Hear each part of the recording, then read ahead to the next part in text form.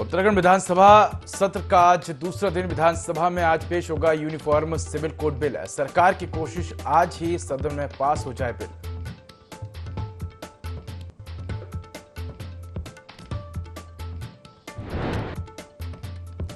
बीस महीने का इंतजार हुआ खत्म। आज विधानसभा में पेश होगा यूसीसी बिल। सीएम धामी बोले, बराबरी के कानून का विपक्ष के विधायक भी करें समर्थन।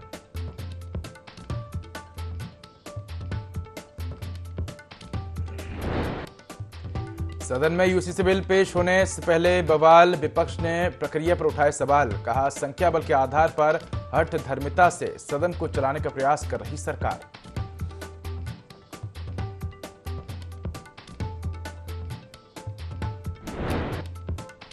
हल्द्वानी के कपड़े के गोदाम में लगी भीषण आग। दमकल विभाग ने कड़ी मशक्कत के बाद आग पर पाया काबू। लाखों का सामान जलकर हुआ खाक।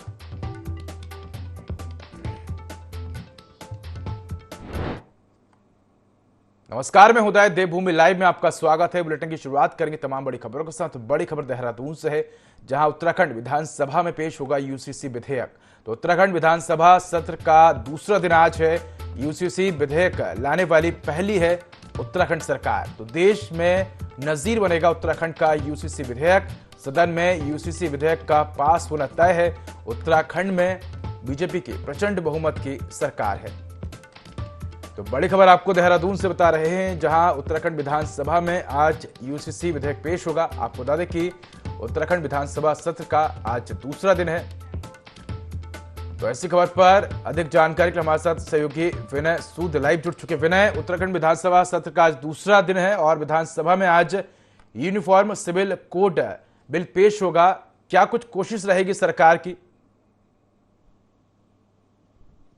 जी बिल्कुल, देखिए आपको बता दें कि आज दूसरा दिन जो है विधानसभा सत्र का है और विधेयक है वो आज विधानसभा सत्र में जो है पेश किया जाना है। तो इसको लेकर तमाम जो तैयारियां उत्तराखंड सरकार की पूरी हो चुकी हैं। तो देखा जा सकता है कि हर तरह से जो यूसीसी ड्राफ्ट की अगर बात करें तो उसको कैबिनेट से तो मंजूरी मिल चुकी है। अब जो विधेयक में सदन में जो लाया जाएगा उसको लेकर के जो है जल्द ही इसको लागू करने की जो यहाँ पर कार्यवाही है वो अब की जानी है। ऐसे में देखा जा सकता है कि जिस तरह से जो अन्य राज्य हैं वो भी इसको लाने के लिए तैयारी कर रहे हैं। वहीं गुजरात और मध्य प्रदेश की भी अगर बात करें तो गुजरात और मध्य प्रदेश भी जो है यूसीसी को अपने राज्य में लागू करने के लिए तैयारी कर रहे हैं। वहीं अगर यहाँ पर प्रावधान की अगर बात की जाए तो जो प्रावधान है यूसीसी के उसको लेकर के जो है जो ड्राफ्ट में रखे गए हैं। इसी के साथ साथ आपको ये भी बता दें कि जो प्रावधान में जो लड़का लड़की एक समान की जो यहाँ पर बात है वो भी की गई है। साथ ही साथ इसके अलावा बात की जाए जो विवाह के जो रजिस्ट्रेशन है वो भी इस प्रावधान में रखा गया है। तो कई महत्वपूर्ण इसमें बिंदु हैं जिनको इन ड्राफ्ट के अंदर रखा गया है और जल्द ही उत्तराखंड सरकार इसको जो है लागू करने की तैयारी में है। कुछ ही देर में जो सत्र है वो शुरू होने वाला है और सदन की कार्यवाही शुरू हो जाएगी। जी विनय, यूसीसी बिल आज सदन में पेश होगा और सरकार की भी यही कोशिश है कि आज इसको पास किया जाए। ऐसे में सीएम पुष्कर सिंह धामी की तरफ से भी बयान सामने आया। उन्होंने कहा कि बराबरी के कानून का विपक्ष के विधायकों को भी समर्थन करना चाहिए।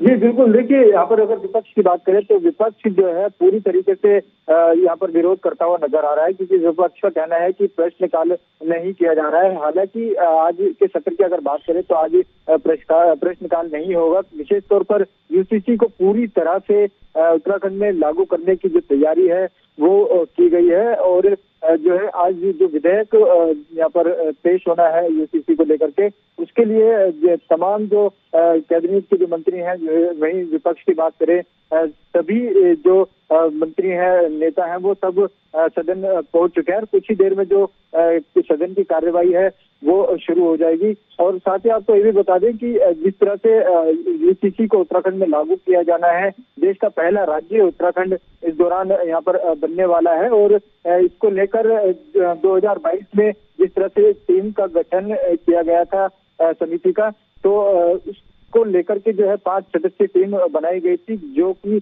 अब यहाँ पर बड़ा फैसला उत्तराखंड सरकार लेने वाली है और जल्द ही जो है इसको लागू कर दिया जाएगा जी।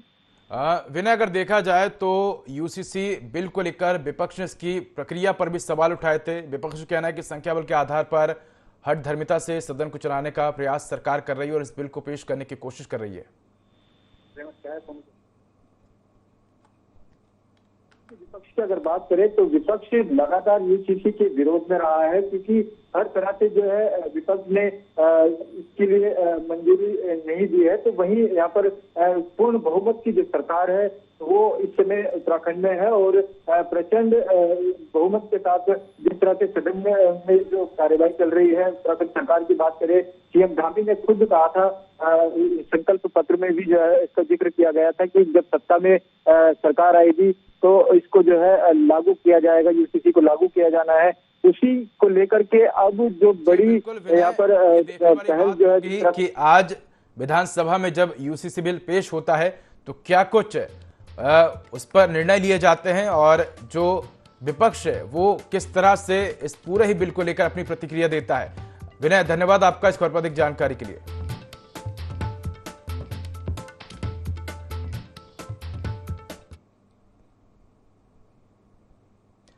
लालकुआ डिपो नंबर 4 में उत्तराखंड वन विकास निगम कर्मचारी संघ का कार्यक्रम संपन्न हुआ, जिसमें चुनाव प्रक्रिया अपनाते हुए संघ की कुमाऊं क्षेत्र की कार्यकारिणी का गठन किया गया। चुनाव संपन्न होने के बाद कर्मचारी संघ के संरक्षक बीएस रावत ने नवनिर्वाचित पदाधिकारियों का माल्यार्पण कर पद की शपथ दिलाई। नवनिर्वाचित क्षेत्रीय अध्यक्ष मोहन सिंह मेहरा ने सभा को संबोधित करते हुए कहा कि नवनिर्वाचित कमेटी कर्मचारी की समस्याओं के लिए हमेशा तैयार रहेगी।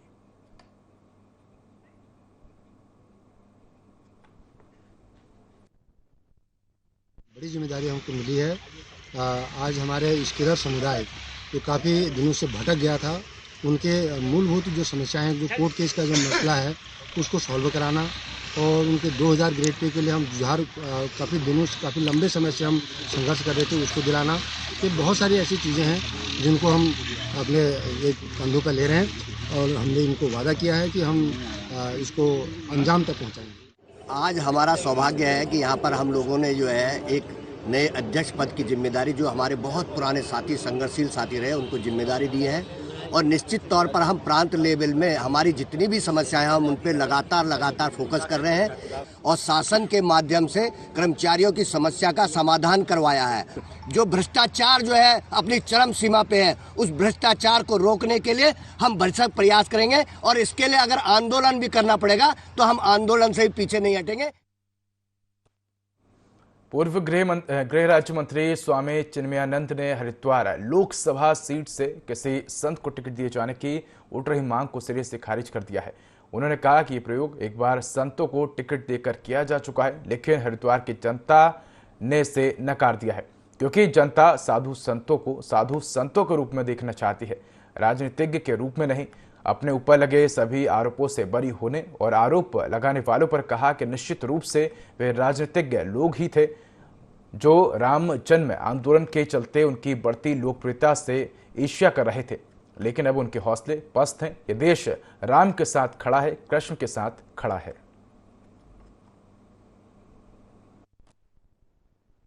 मुख्य रूप से मैं यही कहूंगा कि अब साधु संतों को और सनातन जगत से जुड़े हुए सभी धार्मिक लोगों को, इस राष्ट्र को धार्मिक आध्यात्मिक दृष्टि से समृद्ध करने के लिए जो भी संभव है वो प्रयास करना चाहिए। वो साधना भी हो सकती है, संघर्ष भी हो सकता है। देखिए, ऐसा प्रयोग पहले किया जा चुका है। एक बार संत को पार्लियामेंट के प्रत्याशी के रूप में उतारा गया, लेकिन हरिद्वार की जनता ने स्वीकार नहीं। हरिद्वार की जनता साधु संतों को साधु संतों के रूप में ही देखना चाहती है, उन्हें धार्मिक और आध्यात्मिक दृष्टि से ही देखना चाहती है, उन्हें राजनेता के रूप में नहीं देखना चाहती है। ऐसी मेरी मान्यता है। विश्व हिंदू परिषद के अंतर्राष्ट्रीय अध्यक्ष प्रवीण तोगड़िया ने समान नागरिक संहिता का ड्राफ्ट विधानसभा के पटल पर रखने के लिए मुख्यमंत्री पुष्कर सिंह धामी का आभार जताया है। तोगड़िया का कहना है कि मुख्यमंत्री धामी ने देश के भीतर मजहब के आधार पर 2 कानूनों की परंपरा समाप्त किए जाने का साहस दिखाया है। उन्होंने ट्राइबल को इससे मुक्त रखे जाने की बात को उचित कहा है। उनका तर्क है कि ट्राइबल को ट्रेडिशन के आधार पर अलग से अधिकार मिलने चाहिए, लेकिन मजहब के आधार पर नहीं मिलना चाहिए।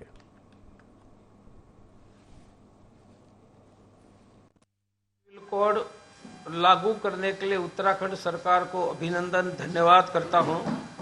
कि यह देश में मजहब के आधार पर 2 कानूनों की परंपरा समाप्त करने का उन्होंने साहस दिखाया है और ट्राइबल को भी मुक्त रखने की बात उचित है, क्योंकि ट्राइबलों की ट्रेडिशन है और ट्रेडिशन इज ए लॉ। तो ट्राइबल को ट्रेडिशन के आधार पर अलग अधिकार देना चाहिए, मजहब के आधार पर नहीं देना चाहिए। और आशा करता हूं कि पूरे देश में अब जल्द समान नागरिक कानून लग जाएगा। करेंगे खबरों की ओर। उत्तराखंड में बीजेपी का कुनबा लगातार बढ़ रहा है। पीके अग्रवाल के बाद पूर्व मंत्री दिनेश धनी ने भी भाजपा का दामन थाम लिया है और इस मौके पर बीजेपी प्रदेश अध्यक्ष महेंद्र भट्ट ने कहा कि भाजपा में लोगों का भरोसा बढ़ रहा है, जिसके चलते कई दलों और संगठनों के लोग भाजपा में शामिल हो रहे हैं। जो पॉलिटिकल आदमी होता है उसकी पॉलिटिकल सोच होती है। पॉलिटिकल सोच तभी आपकी सक्सेस होती है जब आप समाज की नीतियों को आगे बढ़ाते हैं। और जो भी पॉलिटिकल आदमी उस नीतियों में अपने आप को समाहित करता है, वो खुद भी आगे बढ़ता है, देश भी आगे बढ़ता है, समाज में। अभियान का हमारा अभी प्रथम चरण चल रहा है। द्वितीय चरण में हमने प्रत्येक जनपदों में सदस्यता के अभियान के बड़े कार्यक्रम करने वाले हैं। इसमें तय किया है कि कोई व्यक्ति कभी ना कभी कोई सा भी चुनाव लड़ा हो उसको हम पार्टी से जोड़ेंगे। बीजेपी तो हमारे साथ है ही, एक कांग्रेस है, आपका आम आदमी है, यूकेडी है, ऐसे अनेकों लोग जो प्रधान के चुनाव लड़े उससे ऊपर के कार्यकर्ता, उनकी ज्वाइनिंग जिला स्तर पर होगी। विधानसभा स्तर पर भी इसके कार्यक्रम की रचना हमने अपने तीसरे चरण में सोचा है। अंतर्राष्ट्रीय हिंदू परिषद के अंतर्राष्ट्रीय अध्यक्ष प्रवीण तोगड़िया ने प्रेस वार्ता करते हुए कहा कि काशी में श्री नंदी भगवान रोज महादेव की पूजा करने के लिए इंतजार कर रहे हैं, लेकिन वहां अभी शिवलिंग पूजा शुरू नहीं हुई है। उन्होंने आगे कहा कि ज्ञानवापी का पूरा परिसर हिंदुओं को सौंपा जाना चाहिए। साथ ही प्रवीण तोगड़िया ने उत्तराखंड सरकार द्वारा लाए जा रहे यूसीसी कानून की सराहना की और लाल कृष्ण आडवाणी को भारत रत्न देने के निर्णय का स्वागत करते हुए कहा कि अगर अशोक सिंघल, महंत अवैधनाथ और रामचंद्र परमहंस को भी भारत रत्न दे दिया जाए तो राम मंदिर में 4 चांद लग जाएंगे।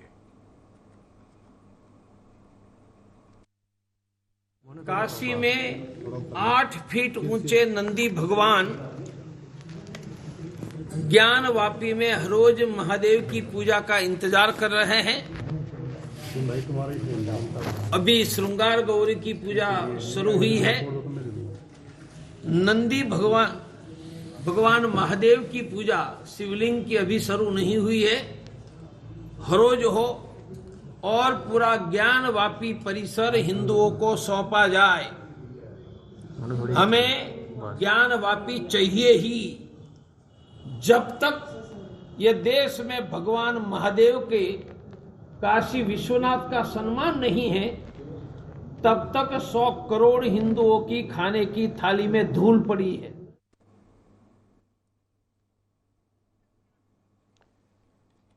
तो आपको बता दें कि हिंदू परिषद के अंतर्राष्ट्रीय अध्यक्ष प्रवीण तोगड़ी ने प्रेस वार्ता करते हुए कहा कि काशी में श्री नंदी भगवान रोज महादेव की पूजा करने के लिए इंतजार कर रहे हैं और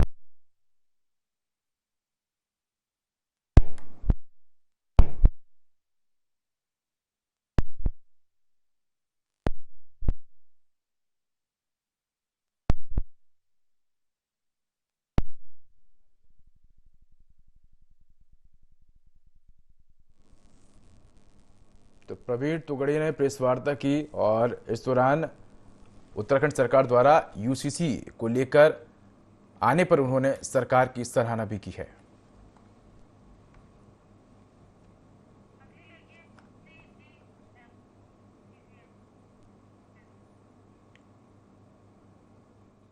सीजीएम देहरादून लक्ष्मण सिंह डोईवाला पहुंचे, जहां उन्होंने सिविल कोर्ट के साथ एसडीएम कोर्ट का निरीक्षण किया और पत्रावलियों की जांच की। इस दौरान कोर्ट और कार्यालय की जर्जर होते बिल्डिंग को देखकर सीजीएम ने कहा कि हाई कोर्ट को यह समस्या बताई जाएगी ताकि एक नई और अच्छे बिल्डिंग डोईवाला कोर्ट को मिल सके।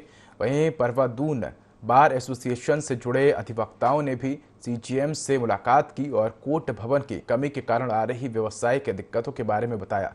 साथ ही कोर्ट कार्यालय के नए भवन की मांग सीजीएम के सामने रखी। न्यायिक मजिस्ट्रेट देहरादून महोदय न्यायालय डोईवाला में उपस्थित हुए थे।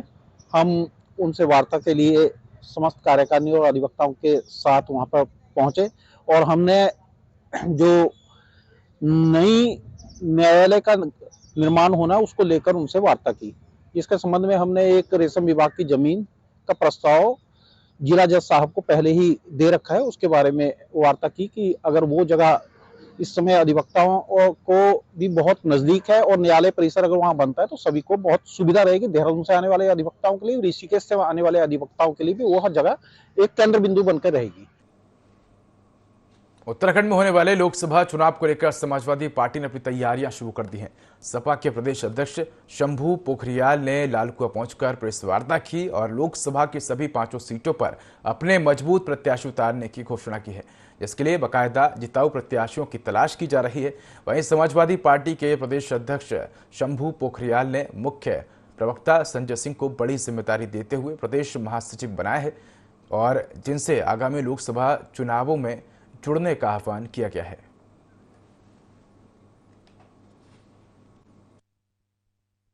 कार्यकारिणी को और मजबूत करेंगे, बूथ लेवल तक अपने कार्यकर्ता बनाएंगे और हम धन्यवाद देते हैं अपने प्रदेश अध्यक्ष सम्मानित श्री शंभू प्रसाद पोखरियाल जी का, जो हमने इस योग्य समझते हुए इस जिम्मेदारी को दी है, पूर्ण रूप से खरा उतरने का प्रयास करें। लोकसभा के हम 5 सीट पे चुनाव लड़ेंगे और बहुत जल्द ही जो है प्रत्याशियों के नाम की घोषणा भी कर दी जाएगी। अभी संघीय शक्ति सर्वदा संगठन अच्छा काम कर रहा है, लोकसभा की पूरी तैयारी है, संगठन अपना पूरा काम कर रहा है। 5 लोकसभा चुनाव में आने वाले, आज मैं लखनऊ जा रहा हूँ, उसके बाद आने के बाद जैसे भी उनका आदेश होगा नई ऊर्जा के साथ फिर संगठन को मजबूत करेंगे। फोकस तो सभी जगह है, फोकस 5 सीटों में है। बाकी ये है कि थोड़ा तराई क्षेत्र है, यहाँ पर लोग ज़्यादा थोड़ा सक्रिय हैं और यहाँ कार्यकर्ता भी हमारे ज़्यादा है, तो इसलिए यहाँ पर ज़्यादा फोकस है नैनीताल और यहाँ पर हरिद्वार में। 11 फरवरी को प्रदेश के मुख्यमंत्री पुष्कर सिंह धामी का लोहाघाट दौरा प्रस्तावित है। प्रथम बार मुख्यमंत्री धामी के लोहाघाट आगमन पर उनके भव्य स्वागत की तैयारियां की जा रही हैं। मुख्यमंत्री का स्वागत समूह की महिलाओं के द्वारा खड़ी होली और झोड़ों से किया जाएगा, जिसको लेकर रामलीला मैदान में महिलाओं ने खड़ी होली और झोड़ों की तैयारियां शुरू कर दी हैं। खंड विकास अधिकारी अशोक अधिकारी ने बताया कि ग्राम विकास विभाग की ओर से मुख्यमंत्री के स्वागत के लिए कोली ढेक रायकोट की समूह की महिलाएं कुमाऊनी खड़ी होली और झोड़ों का गायन करेंगी।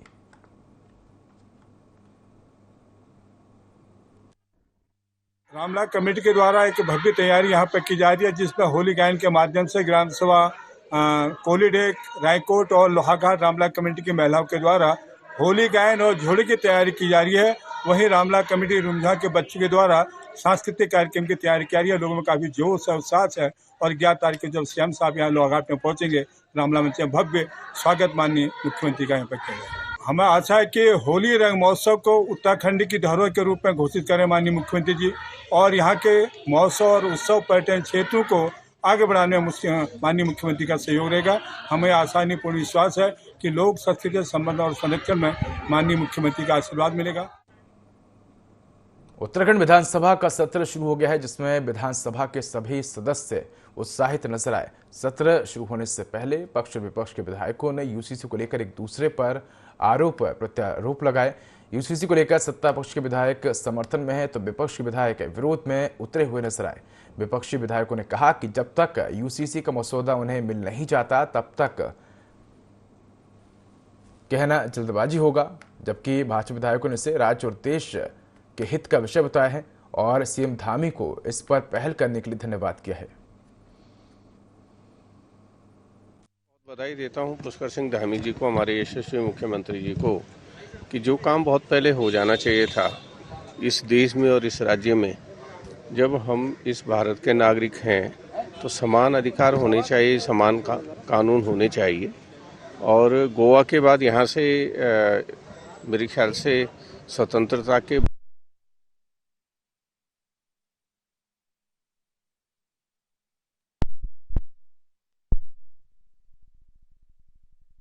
सरकार ला रही है, ड्राफ्ट बहुत बड़ा है।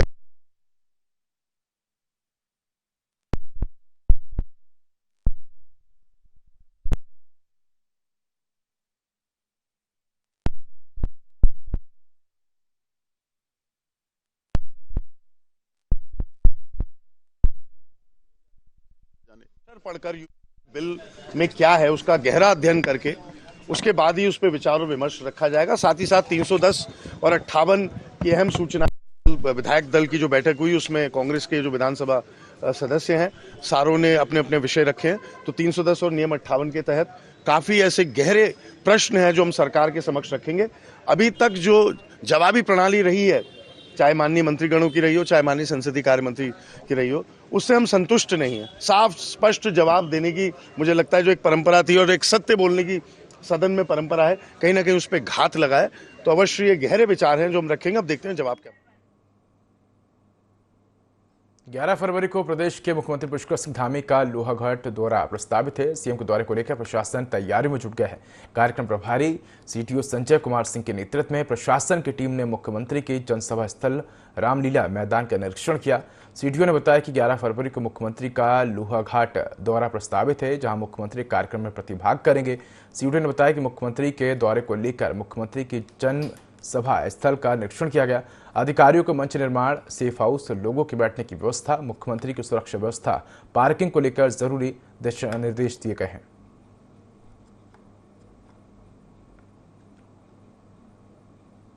का 11 फरवरी को लोहाघाट का प्रस्तावित दौरा है।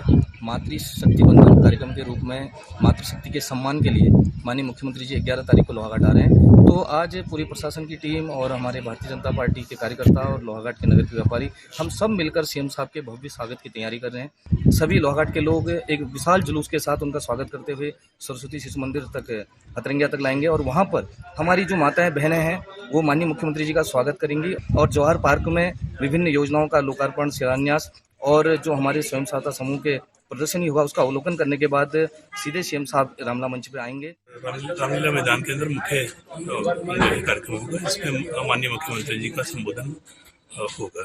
सुरक्षा मानक होते हैं माननीय मुख्यमंत्री जी के भ्रमण के लिए, उसके लिए समस्त डायरेक्शन दिए गए कि किस प्रकार से बैरिकेडिंग की जानी है, किस प्रकार बैठने की व्यवस्था होगी। इसके अतिरिक्त क्योंकि बहुत बड़ी संख्या में महिलाओं के और सम्मानित नागरिकों के आपका प्रतिभाग करने की उम्मीद है।